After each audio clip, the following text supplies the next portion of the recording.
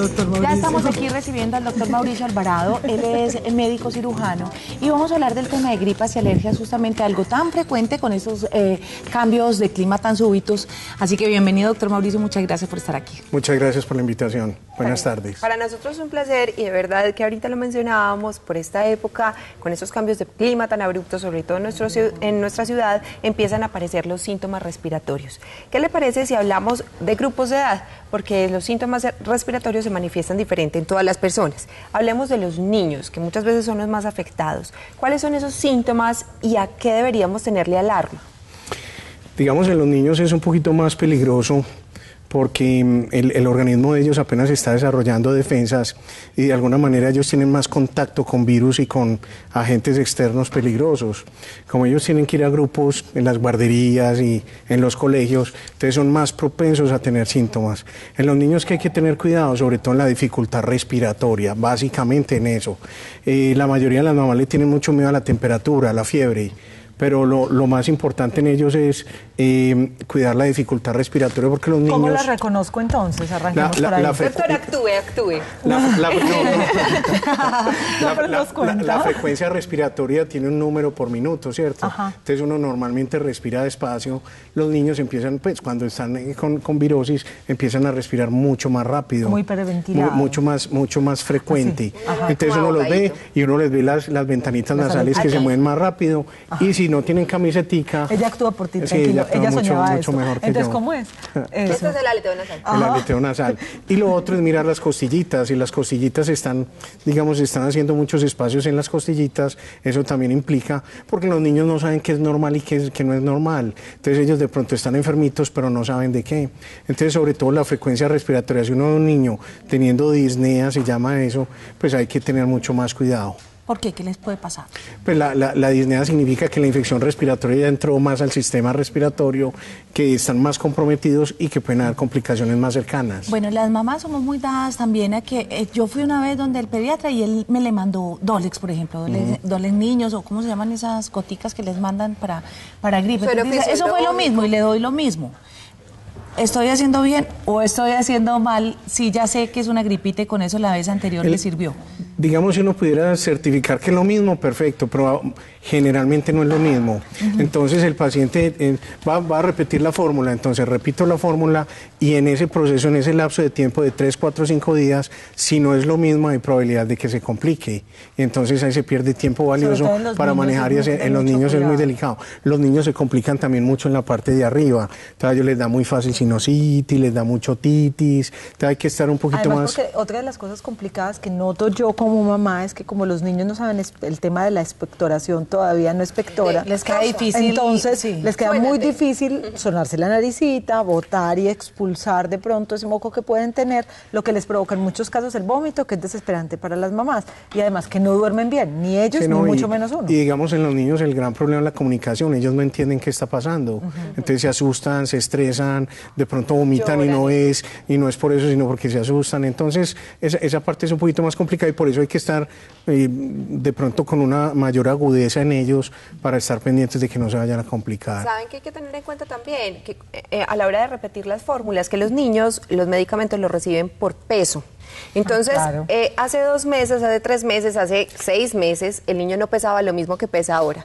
Entonces, recibe, no, pero yo le estaba dando la amoxicilina. ¿Y cuánto le estaba dando la amoxicilina? No, 4 centímetros. No, resulta que ya son 7, le estás dando la dosis menor y el niño se está quedando subdosificado y es mucho peor. Además, entre otras cosas, porque la amoxicilina es un antibiótico, ¿cierto? Sí, pues, muy utilizado en las otitis. Sí, pero resulta que entonces luego, o sea, ¿qué va a pasar con ese niño que lo estás...? En teoría, repetir de pronto acetaminofén y proantibióticos, ojalá no, pues sin la supervisión del médico. Sí, es mejor que no. Sí. Bueno, subamos entonces en edad, o más bien, para terminar el tema de los niños, si yo noto que tiene las costillitas que se hunden, el aleteo nasal, una congestión, ¿llevo al médico?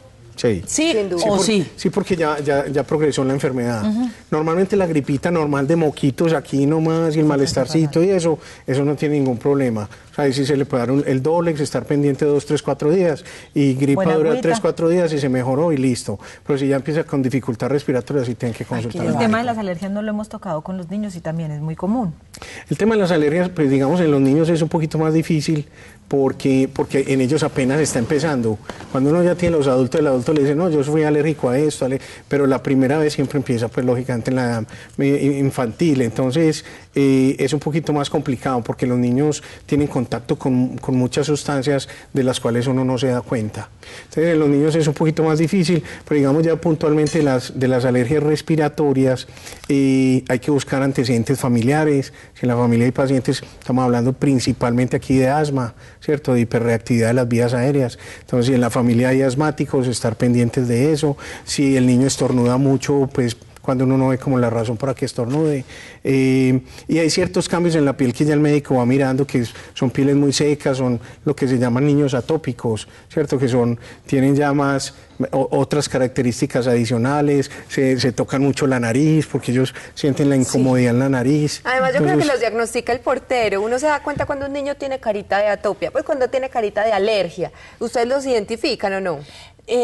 No, la verdad no. Porque son más respiran con la boquita, son como con los ojitos caíditos, con las ojeras. Son paliditos, porque el síndrome alérgico conlleva una cantidad de cambios en el sistema inmunológico. Pero digamos en los niños básicamente lo que más les molesta es la nariz. Si son muy pequeñitos respiran mucho por la boca en la noche, entonces ya tienen una cosa que roncan un poquito, entonces ya es la hipertrofia adenoidea, que eso no es absolutamente nada grave, pero es bueno saber porque a veces dicen, no, hay que operarlo, hay que hacerle un montón de cosas. Y ya la otra parte es que las alergias precipitan de alguna manera las infecciones.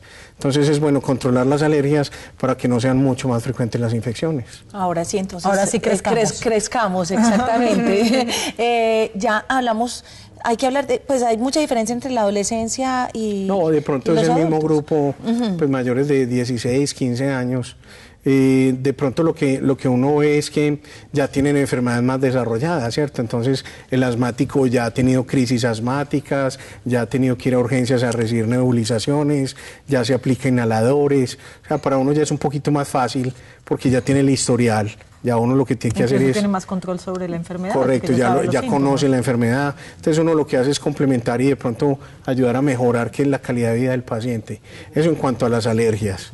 Y en las infecciones, pues digamos que un adulto ya se puede comunicar, ya le puede decir a uno dónde le duele, qué le molesta, y ya es un poquito más fácil, pero yo diría que de todas maneras hay que ser muy cuidadosos y no dejar avanzar sobre ninguna de las dos. Automedicarse, que es importantísimo. Sí.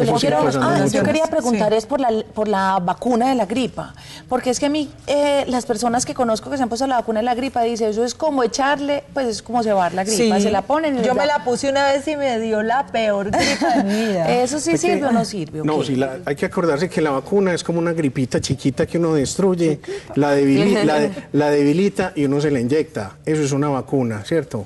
Entonces lo que hace es que uno le pone al organismo el mismo virus, pero muy debilitado para que el organismo cree defensas y tenga defensas cuando la enfermedad viral realmente llegue. Pero tiene que ser esa misma. ¿Todo el mundo se la tiene que poner? Pues hay mayores factores de riesgo. Digamos, depende del tipo de vacuna, pero en general sí.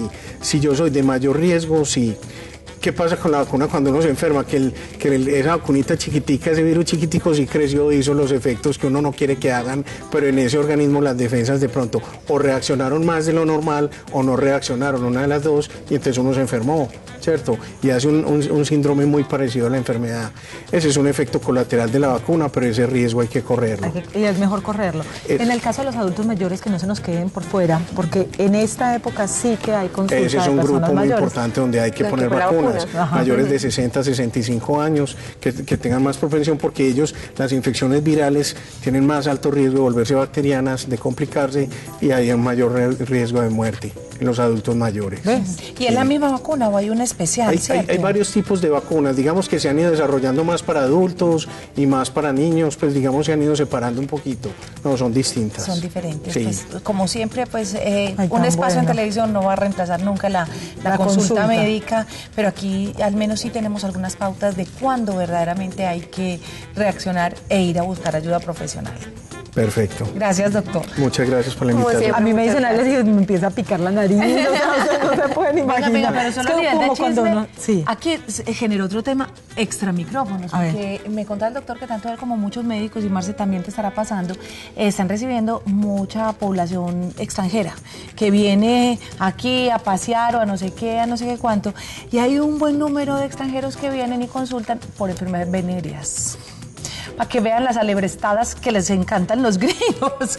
Tenemos que hablar de transmisión de enfermedades sexuales, ¿sí o no? Muy importante. Pues ahí nació ese tema antes del programa y lo tendremos en cuenta para más adelante. Gracias, Perfecto. doctor. Muchas gracias. No, usted, doctor. No nos están trayendo dólares, sino No, yo no creo por ahí es que te traje un regalito. No, Ay, esos regalos por todos lados. Gracias, doctor Lucero, qué horror. Luego nos regañan. Ya volvemos.